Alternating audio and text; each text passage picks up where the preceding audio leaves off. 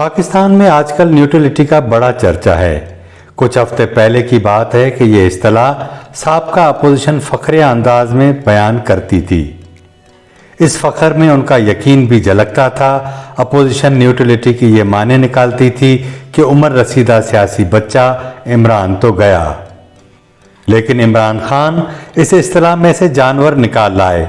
कहा कि न्यूट्रल तो जानवर होता है। फिर इस्लाम की तारीख के बड़े सिपह सालार का हवाला दिया और जनरल बाजवा का नाम लिए बगैर कहा कि हक के साथ खड़े हो जाओ। लेकिन जनरल बाजवा उनके साथ खड़े होना तो दूर की बात, कंधे से उठाकर नीचे फेंका और सफ ही छोड़ गए। इमरान खान ने अपने 3.5 साला दौरे इक़्तिदार में नए नए सियासी फलसफे और जुग्राफिये दरियाफ्त किए। बचपन से हमें सियासी उस्ताद बताया करते थे कि न्यूट्रल तो पत्थर होता है, जिसे जिस तरफ ठुड्डा मारो वहां खिसक जाता है। जानवर इंसान तो न्यूट्रल हो ही नहीं सकता। ऐसा कैसे हो सकता है कि बड़े मजमे में कसाई बकरी काटे और आप कहें कि नहीं भाई मैं तो न्यूट्रल हूं। हकीकत में ऐसा नहीं होता। आप तो कसाई के साथ खड़े होते हैं। लेकिन इमरान खान ये इस्तिलाह जनरल बाजवा को बताने के लिए तैयार नहीं थे, क्योंकि इसमें कसाई का जिक्र था, इसलिए जानवर की इस्तिलाह पर ही काम चला लिया। लेकिन इमरान खान जिस जनरल बाजवा को जमहूरियत पसंद जर्नेल कहा करते थे, अब पीटीआई के जलसों में उसी जर्नेल के खिलाफ स्टेज से नारे लगवाए जाते हैं। गुस्सा सिर्फ यह है कि न वो पेशावर जाता और न हुकूमत जाती। लेकिन थोड़ा पीछे चलते हैं। यही कोई 71 साल पहले वतन अजीज की फौज ने पहले मुल्क की खारजा पॉलिसी पर और उसके बाद सिविलियन इक़्तिदार पर वीटो पावर हासिल कर लिया। अमेरिका से 1951 में जब फौजी इमदाद आना शुरू हुई तो हमारी इस्टेब्लिशमेंट एक ताकतवर इदारा बन गई और बनती ही चली गई। वो दिन और आज का दिन है। उसके रास्ते में जो भी रुकावट आई उसने उसे हिकारत से उठाकर बाहर फेंक दिया। सियासत और सियासतदानों पर तजर्बात की तारीख भी इतनी ही पुरानी है। बकौल आयशा सिद्दीका के बेईमान जर्नेलों को ईमानदार सियासतदानों की तलाश होती है और यही तलाश उन्हें मुख्तलिफ तजर्बे करने पर मजबूर करती है। अयूब खान ने इक़्तिदार में आते ही रिवायती सियासतदानों, जागीरदारों, गद्दी नशीनों, मजहबी जमातों और दीगर कुव्वतों को साथ लिया और अपने इक़्तिदार को जवाज़ फराहम करने के लिए उन्हें मज़ीद ताकतवर बना दिया। जिन्हें साथ मिलाया उनका अवाम के मसाइल के साथ कोई ताल्लुक नहीं था। मुल्क की फौज को ऐसे ही सियासत वारा खाती थी। मजहब परस्ती के जरिए लोगों को मुतहद रखने और जो कुछ उनकी जिंदगी में है उस पर शुक्र सब्र करने की तलकीन आम थी। लोगों को तब भी और आज भी ये नहीं बताया जाता कि उनकी जिल्लत आमेज़ जिंदगी का ताल्लुक किस्मत से नहीं बल्कि रियासत से जुड़ा है। लोगों को कहा गया कि सब्र शुक्र करो, रोज़े क़यामत इसका अजर मिलेगा। लोगों ने उनकी बात मानी। वो दिन है और आज का दिन। तब से लेकर आज तक हुकूमत हो या हमारी आवाम, दोनों इमदाद के आसरे पर जिंदगी और मुल्क को चलाते आ रहे हैं। जुल्फ़िकार अली भुट्टो, मोहम्मद खान जुनेजो, मोहतरमा बेनज़ीर भुट्टो और नवाज शरीफ के अदवार, उसके बाद परवेज मुशर्रफ, ये वो सियासी कहानियां हैं जिनके हीरोज अलग और विलन एक ही है। सब पर करप्शन के इल्जामात लगाए गए। उसके लिए अपने हमनवाओं और कलम के तबलचियों के फने कमाल पर गीतकारों ने गीत बनाए और फिर उसको अस्करी सियासियों ने गाया। लोगों का जहन बनाने के लिए काम जारी रखा गया। इस कामयाब प्रोजेक्ट का नतीजा यह है कि आज भी पाकिस्तान के किसी छोटे शहर की टूटी सड़क किनारे पड़े हुए ताफुनज़दा कूड़े के ढेर के साथ खड़े किसी आम आदमी से पूछें कि इस मुल्क में सबसे बड़ा करप्ट कौन है, तो वो आपको बताएगा कि आसिफ अली जरदारी या नवाज शरीफ। लाहौर, इस्लामाबाद और मुल्क के बड़े शहरों में पापा जॉन्स के पिज़्ज़ा की शॉप के अंदर मौजूद नए मॉडल के आईफोन इस्तेमाल करते नौजवान भी यही बात दोहराते हैं। यानी एक बात तो साबित हुई कि कम से कम इस मामले पर तो सभी एक हैं। मुशर्रफ दौर में मोहतरमा बेनज़ीर भुट्टो की शहादत के बाद आसिफ जरदारी की हुकूमत ने एक वज़ीर आज़म की कुर्बानी के बाद 5 साल पूरे किए। ٹی وی اسکرینوں پر عجب کرپشن کی غضب کہانی بیان کی جاتی، ایسا تاثر دیا جاتا کہ حکومت کل گئی۔ نواز شریف کی حکومت نے 5 سال تو پورے کیے، لیکن وہ خود کو تا حیات نااہل ہونے سے نہ بچا پائے۔ ان کے دونوں ادوار کو کرپشن کے تاریخی دور قرار دیا گیا۔ عمران خان کو ایک مسیحا کے طور پر پیش کرنے کا پروجیکٹ شروع ہو چکا تھا۔ نواز شریف نے 2013 کے انتخابات میں اس پروجیکٹ کو ناکام بنایا تو بدلے میں تا حیات پارلیمانی سیاست سے اٹھا کر جیل بھیج دیا گیا۔ یہ تو اس کی خوش قسمتی تھی کہ پنجابی ہونے کے باعث اسے طبی بنیادوں پر باہر بھیجنے کا بندوبست اسٹیبلشمنٹ نے ہی کیا، نہیں تو عمران خان تو اسے جیل سے زندہ نکالنے کو ہی تیار نہ تھا۔ خدا کر کے 2018 کے انتخابات میں کرپشن سے پاک نیا پاکستان پروجیکٹ شروع ہوا۔ ریاستی سطح پر بے انتہا سرمائے اور جس جذبے کے ساتھ کریکٹر بلڈنگ شروع ہوئی، اس نے عمران خان کو ایک نجات دہندہ بنانے میں اہم کردار ادا کیا۔ ہر TV channel, mobile screen یا اخبار کی خبروں اور مضامین سے یہی تاثر ملتا کہ اب بنے گا نیا پاکستان۔ ملک میں موجود غیر عمران حامی لوگ بھی یہ کہتے سنے گئے کہ یار لگتا ہے کہ کچھ کر جائے گا۔ ایک منظم ریاستی مہم عمران خان کے مسیحا ہونے کا ایک بھرپور تاثر قائم کر چکی تھی۔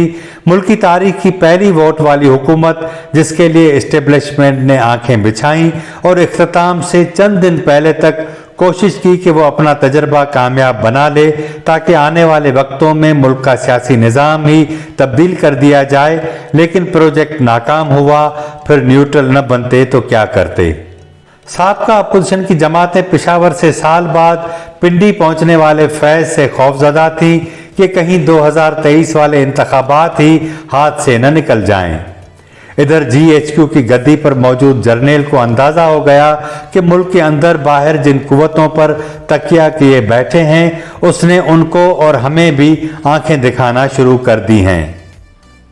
اس لیے دونوں کے مفادات جب ایک ہوئے تو پھر نیوٹرلٹی کا دور شروع ہوا۔ لیکن یہ سب کچھ کیوں ہوا؟ اس سوال کو جاننے کے لیے پہلے آپ کو یوٹیوب پر عمران خان کی 26 جولائی 2018 والی تقریر سننا پڑے گی، جب وہ عام انتخابات میں اکثریت حاصل کر کے وزیر اعظم بننے کے لیے تیار تھے۔ عمران خان کے خطاب کی ابتدا میں جو ڈرامہ کیا گیا ہے اس نے تاثر دیا کہ ہمارا بننے والا وزیر اعظم کتنا سادہ ہے، نہ کوئی پروٹوکول ہے نہ کوئی ٹھاٹ باٹ، اصل میں عوام کو الو بنانے کا یہ بھی ایک تسلسل ہی تھا۔ وزیر اعظم بننے سے پہلے ہی وزیر اعظم کے طور پر قوم سے کیے گئے عمران خان کے خطاب کے چند چیدہ اہم نکات یہ ہیں۔ پہلی بار ریاست مدینہ کا تذکرہ کیا، دولت مندوں سے دولت لے کر غریبوں میں تقسیم کرنے اور اپنی ذات پر حملہ کرنے والوں کو معاف کرنے کا اعلان کیا، کسی بھی مخالف کے خلاف سیاسی انتقامی کارروائی نہ کرنے اور قانون کی بالادستی کی یقین دہانی کرائی۔ کہا کہ ایسے ادارے بنائیں گے جو مجھ سمیت میرے وزراء پر نظر رکھیں گے۔ عمران خان نے کہا کہ عوام کے پیسوں کی حفاظت کروں گا، مجھے شرم آئے گی کہ میں پی ایم ہاؤس میں قیام کروں، ہماری حکومت فیصلہ کرے گی کہ وزیر اعظم ہاؤس کا کیا کرنا ہے۔ پی ایم ہاؤس کو کسی تعلیمی ادارے کے لیے استعمال کریں گے، منسٹر انکلیو میں چھوٹی سی جگہ دیکھیں گے جہاں وزیر اعظم قیام کرے گا۔